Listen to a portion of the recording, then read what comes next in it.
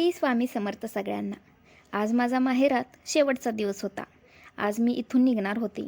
मन उदास होतं, पण काय करणार, प्रत्येक लेकीच्या नशिबी हे असतंच। बाबा रोज उठल्यावर सगळं अंगण झाडून घेतात। मी जाणार म्हणून तेही जरा नाराजच होते। आणि आई सकाळी कामावर गेली होती।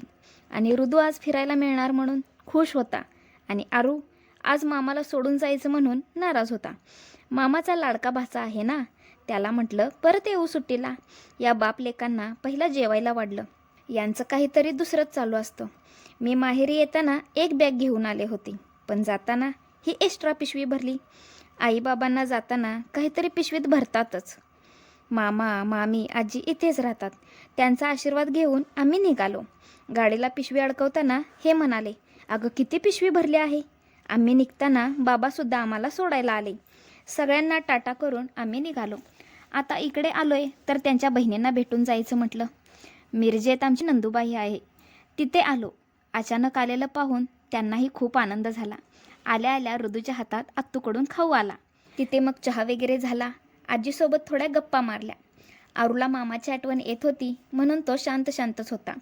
तर तिथून निघालो आम्ही पुढे बेडकच्या नंदूबाईंकडे। मोठ्या भाचीचा वाढदिवस होता। तिला बेकरीतून केक घेतला। मामा मामी यायचं असं नुसतं हट्ट करतात। आणि हा डाकू बघा, याला नुसतं खायला पाहिजे असतं। काय पाहिजे म्हटल्यावर कॅडबरी पाहिजे म्हणाला। त्याच्या मागोमाग हा दुसरा डाकू गप्प बसतोय होय। केक घेतला, या दोघांना कॅडबरी घेतल्या आणि आलो नंदूबाईंच्या घरात।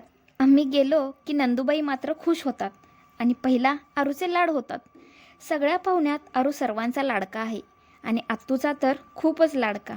आम्ही गेल्या गेल्या नंदूबाईंचा एकच आग्रह, आज वस्ती राहायचं। तर हे म्हणाले, आलोय तुझ्याकडे तेवढे बघ, राहायचा आग्रह करू नको।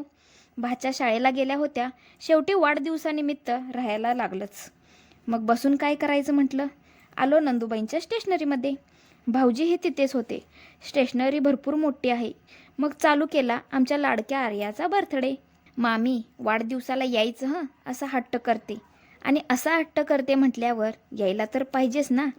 लाडक्या मामा मामीचे लाडके भाचे। आज मग इथेच वस्ती राहावी असा हट्ट भाच्यांचा। मग काय राहावंच लागलं। तर ब्लॉग कसा वाटला नक्की सांगा। श्री स्वामी समर्थ।